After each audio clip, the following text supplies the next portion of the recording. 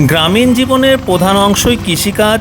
কৃষির সাথে সম্পৃক্ত সম্পূর্ণ বাংলাদেশের গ্রামীণ জীবন এবং গ্রামীণ জীবনে কিভাবে বীজ থেকে চারা উৎপাদন এবং এই বীজ থেকে কিভাবে ধান গাছ, ধান থেকে চাউল এর রোপণ, বিভিন্ন প্রসেসগুলো রয়েছে, সব কিছুই রয়েছে আজকের এই অংশে।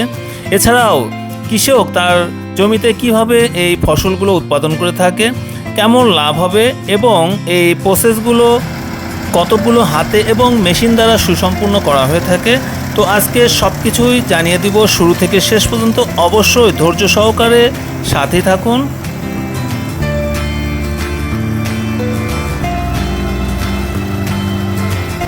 আসসালামু আলাইকুম, সবাইকে আমন্ত্রণ জানাচ্ছি কৃষি জীবনযাত্রায়।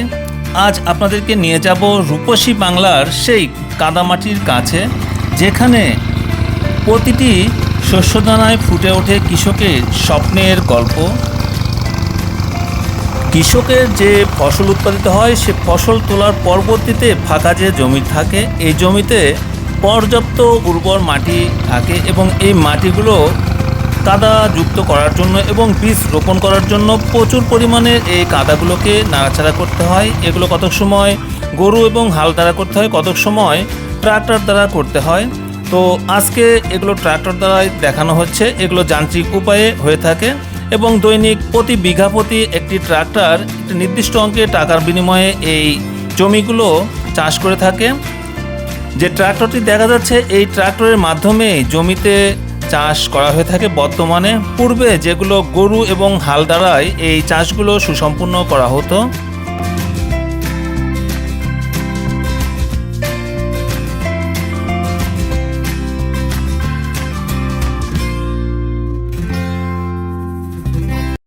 জমিতে চাষ করার পরবর্তীতে মাটিগুলো আলগা হওয়ার পর কিছুটা পানি প্রবাহিত করতে হয় জমিতে। পরবর্তীতে সমস্ত অংশেই বিভিন্ন পদের সার রয়েছে, এগুলো মিক্সড করে এই সার দ্বারা মাটিকে আরেকটু উর্বর করার ব্যবস্থা করতে হয়। আর প্রতিনিয়তই শুরু থেকে শেষ পর্যন্ত পর্যাপ্ত সেচ ব্যবস্থা অনেকটাই জরুরি। পর্যাপ্ত সেচ ব্যবস্থা না থাকার কারণে ফলন অনেকটাই ব্যাঘাত ঘটে থাকে, তাই প্রচুর পরিমাণের পানির প্রয়োজন হয় এই প্রতিটা জমিতে। এগুলো কি 28 না? ওই পাশেও 28 লাগাচ্ছে, তাই না? কয় কেজি ধান লাগে বেসন ফেলাতে? 5 কেজিতে হয়ে যায়। কিভাবে বেচে? পোন না? কয়টাতে 1 পোন হয়? 80তে না? কয় টাকা নেয় এগুলো?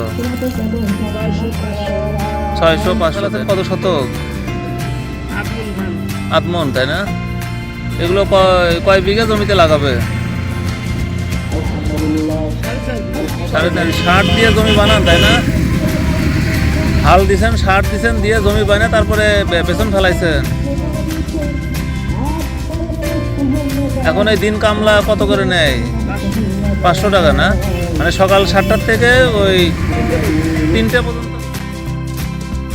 চারার বিভিন্ন ধানের যে রূপ রয়েছে, এই ক্ষেত্রে এই রূপের বিপরীতেই তারা এই দাম নির্ধারণ হয়ে থাকে। চারা গাছগুলো বিভিন্ন জায়গা থেকে এনে ভ্যান দ্বারা তারা এই জমিতে রোপণের ব্যবস্থা করে থাকে। চারা গাছের একটা নির্দিষ্ট দূরত্ব রয়েছে, সেই দূরত্বে এই চারা গাছগুলো রোপণ করা হয়ে থাকে। তবে সেক্ষেত্রে তারা একটি মাপকাঠির মাধ্যমে এই লাইনগুলো সারিবদ্ধ করে থাকে। প্রথমত একটি নির্দিষ্ট লাইন তারা তৈরি করে, এর পরবর্তীতে একটা নির্দিষ্ট পরিমাণ পরপর লাইনগুলো সুসজ্জিত করে।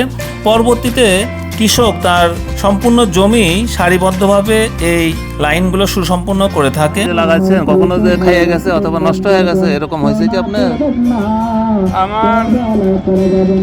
আমি যে ট্রাই করছি এ পর্যন্ত নষ্ট হয়নি আমার, বা এই পাথরের মতো হয়নি। অন্যান্য এলাকায় হয়েছে, আগে হচ্ছিল, বন্যা হচ্ছিল আগে, এখন আর বন্যা নেই, নষ্ট কিছু আর হয়।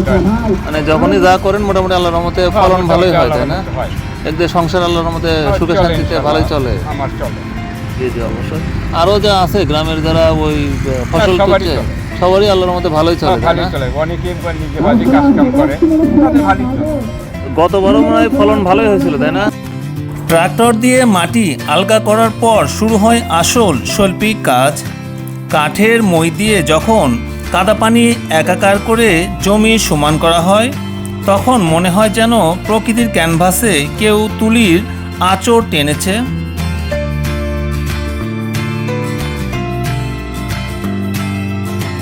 এটা কি আপনার বাবাও করতো এরকম, তাই না?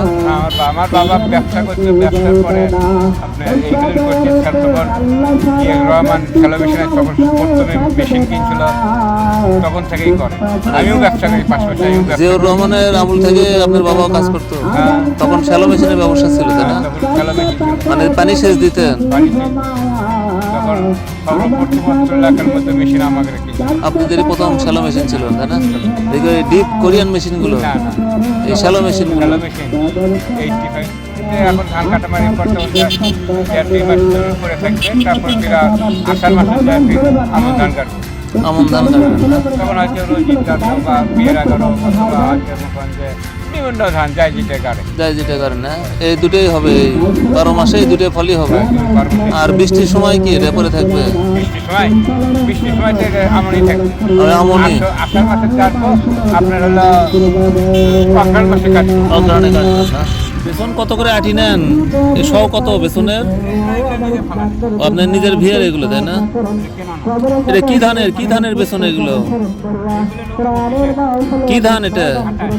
আটাশ ধান, তাই না? এলে আপনার সব কত করে? 100 বেসনের আটি কত করে?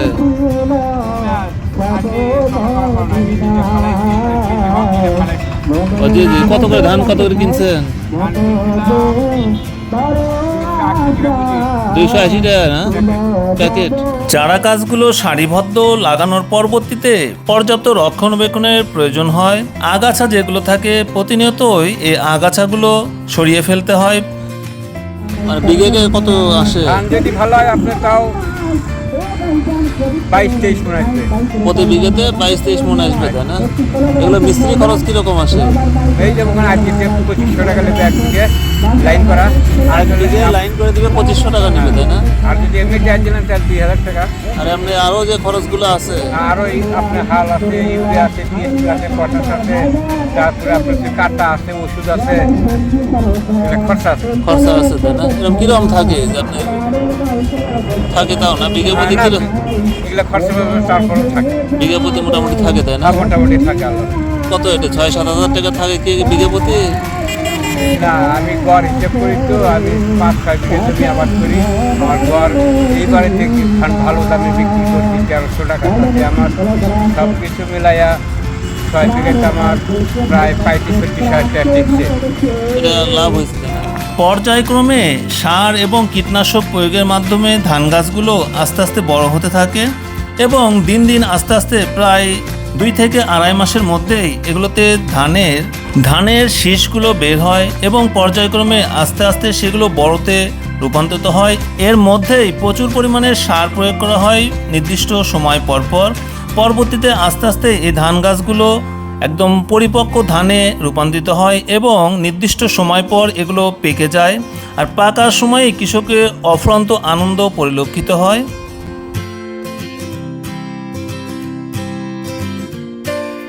প্রচুর পরিমাণে আশা নিয়ে কৃষক এই ধান গাছগুলো রোপণ করে থাকে এবং যখন কোনো সমস্যা ছাড়াই এই ধান গাছগুলো থেকে প্রচুর পরিমাণে ফলন হয় তখন কৃষকের আনন্দের সীমা থাকে না। এতটাই উৎফুল্ল হয় কৃষক, মনের আনন্দে সম্পূর্ণ জমি একা অথবা কিছু লোকের সমন্বয়ে এগুলো কর্তন করে থাকে।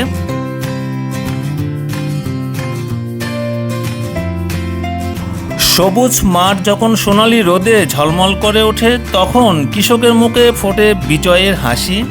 যেদিকেই তাকাবেন শুধু সোনার রং, কিংবা আধুনিক মেশিনের সাহায্যে এই সোনার রঙগুলোকে কর্তন করে সেগুলোতে পরিণত করা হয় ধানে এবং অবশিষ্ট যে অংশ থাকে এই অংশগুলো আলাদা পাশে স্থানান্তর করা হয়। পরবর্তীতে এগুলো বিভিন্ন মাঠে রোদে নাড়ার ব্যবস্থা করা হয় এবং ধান যেগুলো এগুলো জালের মাধ্যমে শুকানোর ব্যবস্থা হয় অথবা বিভিন্ন চাতালে এগুলো শুকানোর ব্যবস্থা হয়ে থাকে।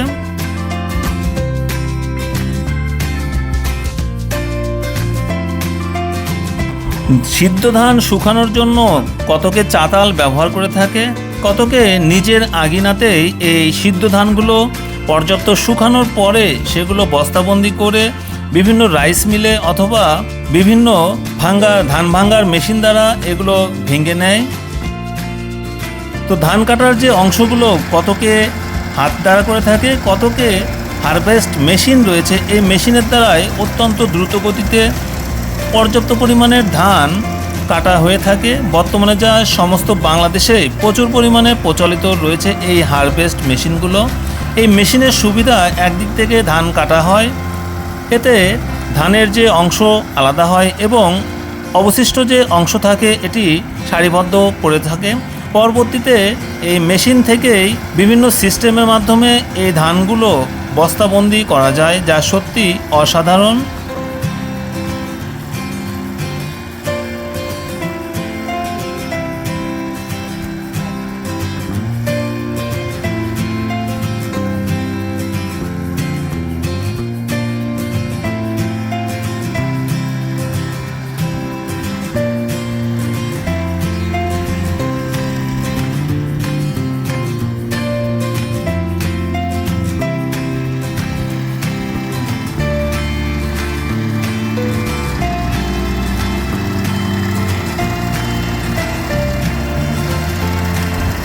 মাঠ থেকে ধান এলেই কিন্তু চাল পাওয়া যায় না। এই ধানের বিশাল এক প্রক্রিয়া বাকি থাকে। প্রথাগত উপায়ে ধান সিদ্ধ করে রোদে ভালো করে শুকানো হয়, এরপরে রাইস মিল অথবা ধান ভাঙার মেশিনে দেওয়ার পর খোসা ছড়িয়ে বেরিয়ে আসে সেই কাঙ্ক্ষিত ঝকঝকে সাদা চাল। কৃষকরা তাদের উৎপাদিত ধানগুলো সারিবদ্ধ আটির মাধ্যমে এগুলো কোথাও স্থানান্তর করে, পরবর্তীতে সেগুলো হারভেস্ট মেশিন অথবা হাত দ্বারাই এই ধানগুলোকে ছড়ানো হয় তাদের গাছ থেকে।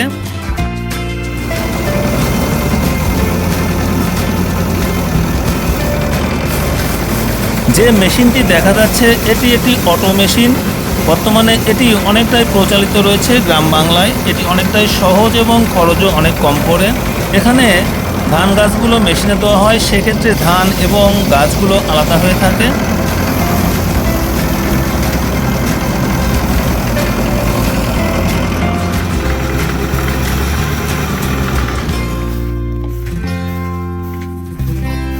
যে ভাত আমরা প্রতিদিন শান্তিতে খাই, তার পেছনে লুকিয়ে থাকে একজন কৃষকের মাসের পর মাস হাড়ভাঙ্গা খাটুনি ও মেহনত।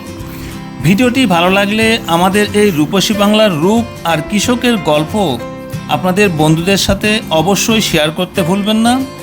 দেখা হবে নতুন কোনো স্থানের নতুন কোনো অভিজ্ঞতার সাথে। সবাই ভালো থাকবেন, সুস্থ থাকবেন। আল্লাহ হাফেজ।